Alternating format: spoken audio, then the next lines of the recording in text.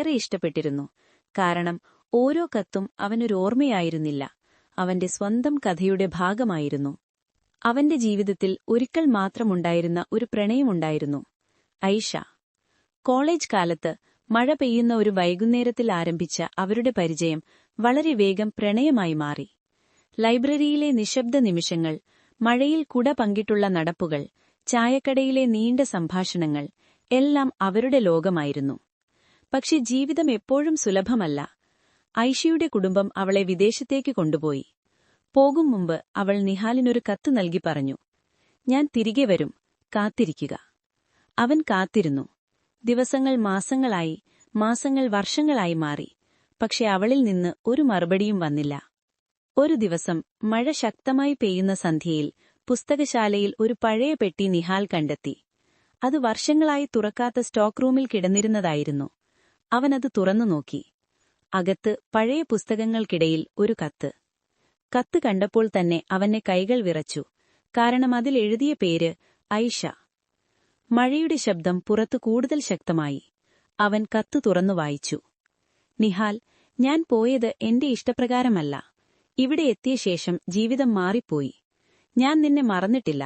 പക്ഷെ ഞാൻ തിരികെ വരാൻ കഴിയാത്ത ഒരു സാഹചര്യത്തിൽ കുടുങ്ങിപ്പോയി." കത്തിന്റെ അവസാന വരികൾ അവന്റെ ഹൃദയം തകർത്തു കളഞ്ഞു. "നീ എന്നെ കാത്തിരിക്കരുത്, പക്ഷെ ഞാൻ എല്ലായ്പ്പോഴും സ്നേഹിക്കും." നിഹാൽ കത്ത് കൈയിൽ പിടിച്ച് നിശ്ചലമായി നിന്നു. മഴ ജനലിൽ ശക്തമായി തട്ടി വീഴുന്നു. അവന്റെ കണ്ണുകളിൽ വർഷങ്ങളായുള്ള വേദന നിറഞ്ഞു. അവൻ ഒരിക്കലും അവളെ മറന്നിരുന്നില്ല. പക്ഷെ ഇപ്പോൾ മനസ്സിലായി, അവൾ പോയത് അവനെ ഉപേക്ഷിക്കാനല്ലായിരുന്നു, വിധിയുടെ നിർബന്ധമായിരുന്നു. അടുത്ത ദിവസം അവൻ കത്തിലെ പഴയ വിലാസം കണ്ടെത്തി. വിദേശത്ത് ഒരു ചെറിയ പട്ടണത്തിലെ ആശുപത്രി. അവന്റെ ഹൃദയം വേഗത്തിൽ താളം പിടിച്ചു. അവൻ അവളെ കാണാൻ പോകാൻ തീരുമാനിച്ചു. ഒരാഴ്ചയ്ക്ക് ശേഷം വിദേശ നഗരത്തിലെ ഒരു ആശുപത്രിയുടെ കോറിഡോറിൽ നിഹാൽ നിൽക്കുന്നു. മഴ പുറത്തു പെയ്യുന്നു. അവന്റെ ജീവിതത്തിലെ എല്ലാ മഴകളും വീണ്ടും മടങ്ങിവന്ന പോലെ. ഒരു മുറിയുടെ വാതിൽ തുറന്നു. അവൾ അവിടെയുണ്ടായിരുന്നു, ഐഷ. സമയം ഒരു നിമിഷം നിൽക്കുന്നതുപോലെ തോന്നി. അവളുടെ കണ്ണുകളിൽ അത്ഭുതവും കണ്ണീരും ഒരുമിച്ച് കാണാമായിരുന്നു. "നിഹാൽ," അവളുടെ ശബ്ദം വിറച്ചു. അവനൊന്നും പറയാതെ അവളുടെ അടുത്തേക്ക് നടന്നു. "നീ കത്ത് കണ്ടോ?" അവൾ ചോദിച്ചു. അവൻ തലകുലുക്കി. "അതുകൊണ്ടാണ് ഞാനിവിടെ വന്നത്." മൗനമൊരു നിമിഷം നിറഞ്ഞു.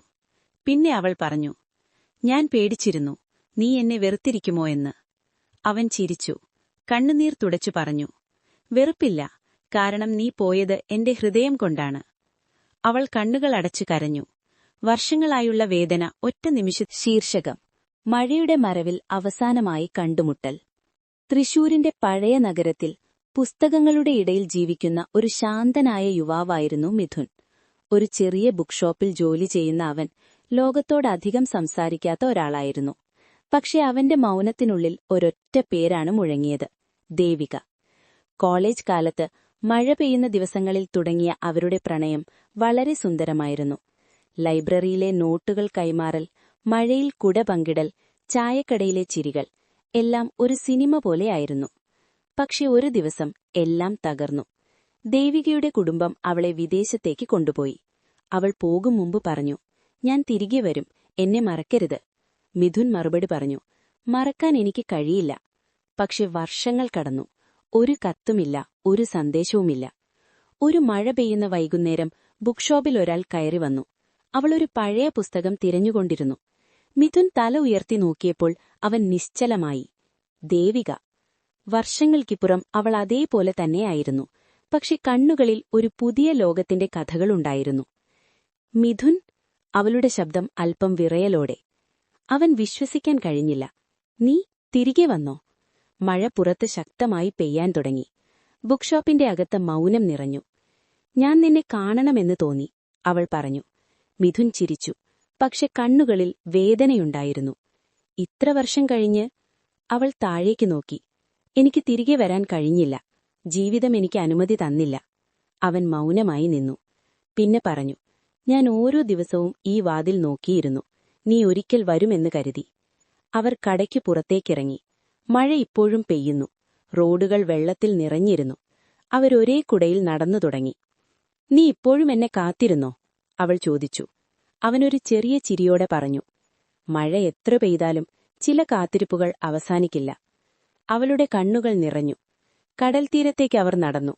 തിരകൾ ശാന്തമായി അടിയിലേക്ക് മടങ്ങുകയായിരുന്നു. കാറ്റ് ശക്തമായിരുന്നു. ദേവിക പറഞ്ഞു, "ഞാൻ തിരികെ വന്നത് വൈകിപ്പോയില്ലേ?" മിഥുൻ അവളെ നോക്കി പറഞ്ഞു, "പ്രണയം സമയത്തെക്കുറിച്ചല്ല, അത് സത്യമായിരിക്കണം." ഒരു നിമിഷം മൗനം. പിന്നെ അവൾ പറഞ്ഞു, "ഞാൻ പേടിച്ചിരുന്നു, നീ ഇനി എന്നെ സ്വീകരിക്കില്ലെന്ന്." അവൻ അവളുടെ കൈ പിടിച്ചു പറഞ്ഞു, "ഞാൻ നിന്നെ ഒരിക്കലും നഷ്ടപ്പെടുത്തിയിട്ടില്ല, നീ എപ്പോഴും ഇവിടെ തന്നെയായിരുന്നു." അവൻ തന്റെ ഹൃദയത്തെ കാണിച്ചു. മഴ പതുക്കെ നിൽക്കാൻ തുടങ്ങി. ആകാശം തെളിഞ്ഞു. കടൽക്കാറ്റ് ശാന്തമായി. ദേവിക പറഞ്ഞു, "ഇനി നമ്മൾ വേർപിരിയരുത്." മിഥുൻ മറുപടി നൽകി, "ഇനി മഴ പോലും നമ്മളെ വേർപിരിക്കാൻ കഴിയില്ല." അന്ന് മഴ അവസാനിച്ചു. പക്ഷെ അവരുടെ പ്രണയം പുതിയതായി ആരംഭിച്ചു.